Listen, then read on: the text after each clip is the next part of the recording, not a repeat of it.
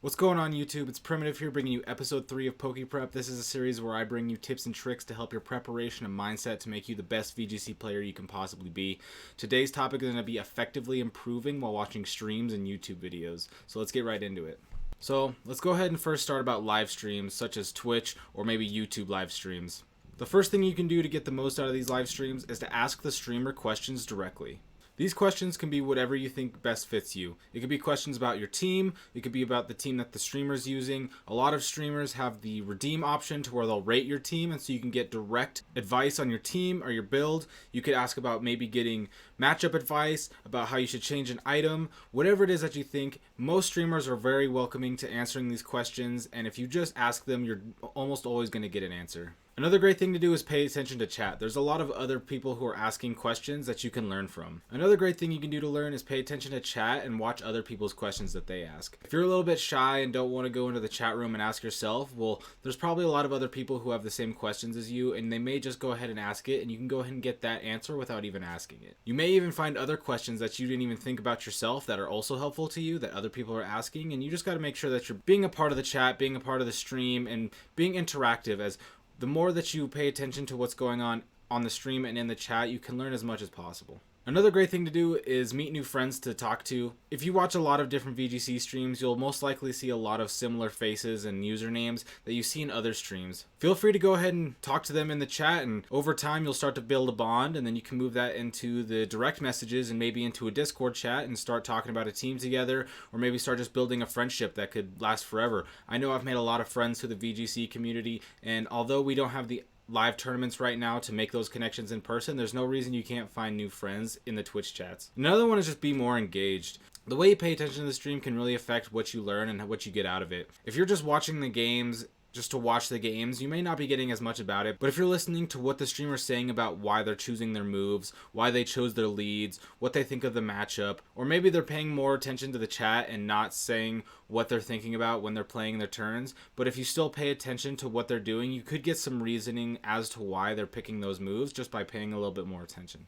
Now, if you know me and my content, you know I'm all about taking notes. I think taking notes is one of the best things that you can do to improve, and not just VGC, but just about anything. And watching streams and YouTube videos is a great place to take notes. You can take notes on anything you've learned. You could learn about some matchups that your streamer talked about. They could be talking about some items or Pokemon that you want to try later, and note that down. The streamer may talk about some upcoming tournaments or a Discord channel that you could join, and you write those down so you don't forget to check them out when you get the opportunity. And a lot of top streamers are going to go ahead and give tips about mindset and playing the actual games, and you can get so much out of those if you're a newer player. And physically writing down these things are going to be extremely powerful. There are many studies that show that physically writing something down is going to be way more impactful for retaining that information and being able to recall it later, opposed to just listening to it once and telling yourself, yeah, I got that down. It's not as reliable. You want to go ahead and write things down because they're there forever if you do it that way. Now let's go ahead and talk about YouTube videos because they're a bit different than live streams. With YouTube videos, you get the chance to go ahead and pause, play, and rewind much more conveniently than you will in a live stream. So the first thing you can do is pause and predict. If you want to go ahead and start working on your play and your prediction, you should go ahead and, before the content creator that you're watching makes a play, you should go ahead and pause and predict what you think is going to happen, and then compare that to what actually the streamer chooses. You may notice that you may be making a play that you think is better than the streamer, or they may be making a play that is obviously better than the one that you made. Most VGC players are going to approach the game differently, so there's a lot you can learn, but being able to compare your thought process to next to somebody who's a more established player is going to be a great way to find flaws and strengths in your own gameplay. Another thing you do is review with a friend. You can do the exact same thing, pause and predict with a friend. You can go ahead and get together and pause the video and do predictions together, but another great way to do this is to go ahead and review the team that the content creator is using. Find out what you like about the team, what you don't like about the team, the matchups that you think are good, the matchups you think are bad. Pausing during the videos is a very common thing to do when you're reviewing. Don't be afraid to pause the video and talk with your friend about why the content creator made the move they did, or maybe why you think that their opponent did what they did. Reviewing like this is going to give you a great opportunity to learn more about the game, and with YouTube's ability to pause and play seamlessly, you're going to be able to get a lot out of it. Another great thing is either the Pikalytics overlay or the !